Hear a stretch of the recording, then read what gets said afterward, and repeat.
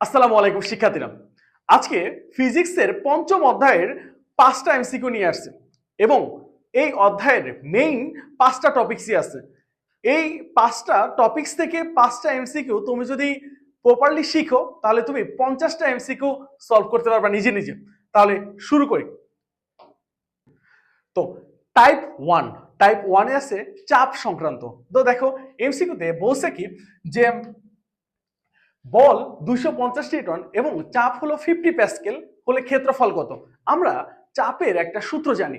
সূত্রটা কি, যে চাপ P = ফোর্স বাই এরিয়া, অর্থাৎ চাপ সমান সমান বল বাই ক্ষেত্রফল। তো এখানে দেখো আমাকে বলছে কি ক্ষেত্রফল বের করতে। তাহলে আমরা ক্ষেত্রফল এরিয়া = ফোর্স বাই প্রেসার।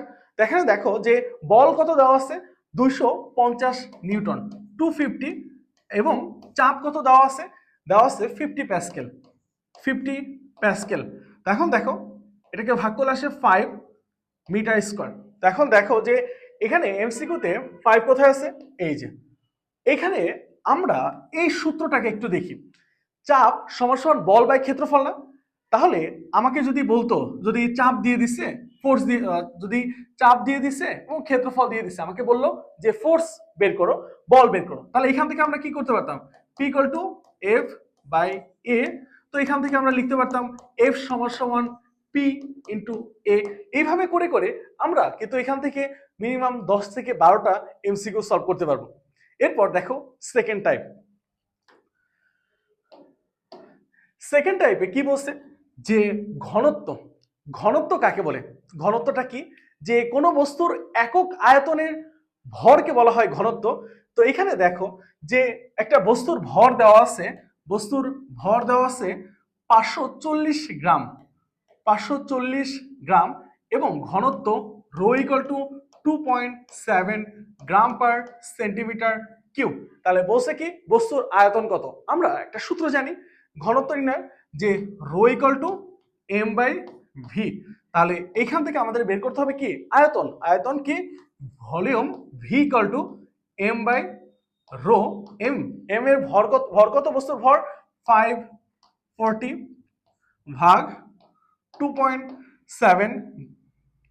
এখন দেখো এটা যদি তুমি ভাগ করলে আসবে 200 আয়তন সেন্টিমিটার কিউব।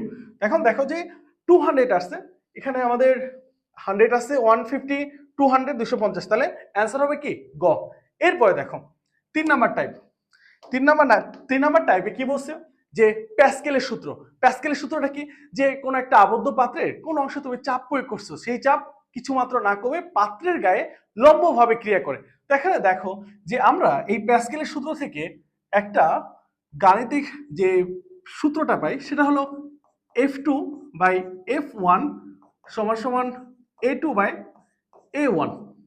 তো এই সূত্র দিয়ে আমরা এই ম্যাথটা করব। দেখো দেওয়া আছে কি একটি হাইড্রোলিক লিফটের ছোট পিস্টনের ক্ষেত্রফল 4 সেন্টিমিটার স্কয়ার, অর্থাৎ A1 = 4 সেন্টিমিটার স্কয়ার এবং বড় পিস্টনের ক্ষেত্রফল A2 = কত 40 সেন্টিমিটার স্কয়ার। এরপরে বলছে যে বড় পিস্টনে বল পাইছে কত 800 নিউটন। তাহলে F2 = 800 নিউটন। তাহলে F1 = ওয়াট। তাই তো এখান থেকে আমাদের বের করতে হবে কি F1 এর মান। তো আমরা সূত্র কি জানি, যে F2/F1 = A2/A1।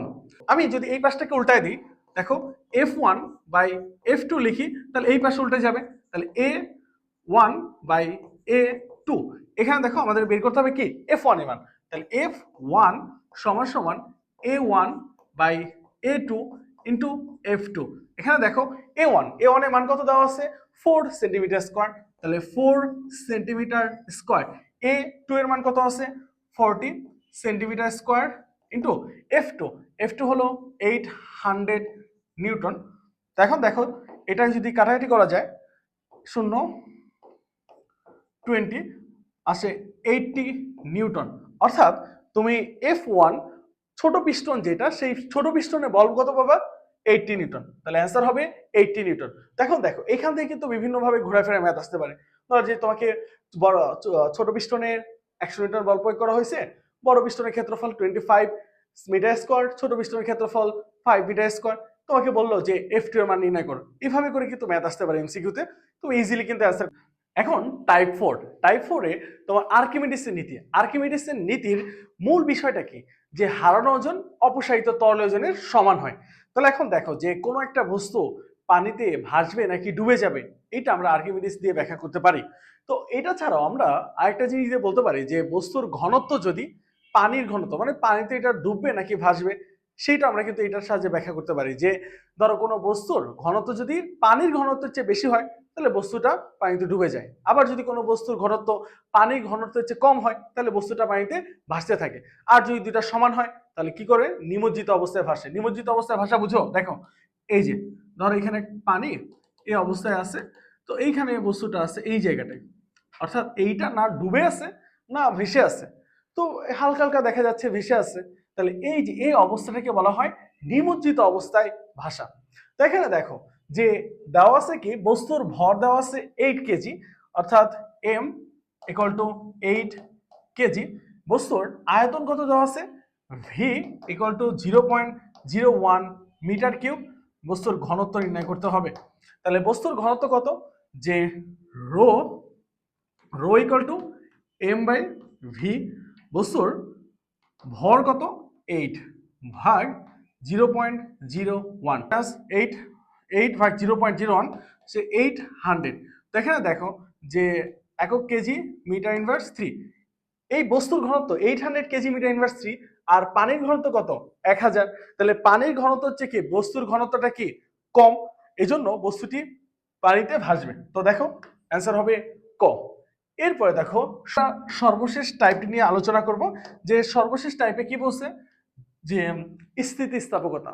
স্থিতিস্থাপকতা থেকে আমরা একটা সূত্র কিন্তু জানি যে স্থিতিস্থাপকতার সীমার মধ্যে পীড়ন বিকৃতির সমানুপাতিক, আর এখান থেকে আমরা পাই ইয়ং মডুলাস। এখানে দেখো বলছে কি, একটি বস্তুর পীড়ন 2 × 10⁶ প্যাসকেল এবং বিকৃতি দেওয়া আছে 0.002, আর চাইছে কি যে ইয়ং মডুলাস কত। তো আমরা সূত্রটা কি জানি, যে ইয়ং মডুলাস বা ইয়ং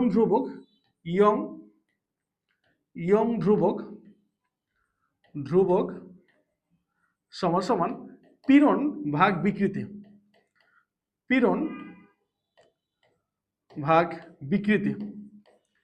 তো এখানে দেখো যে পীড়নের মান কত দেওয়া আছে, 2 × 10⁶, 2 × 10⁶, এবং বিকৃতি কত আছে 0.002।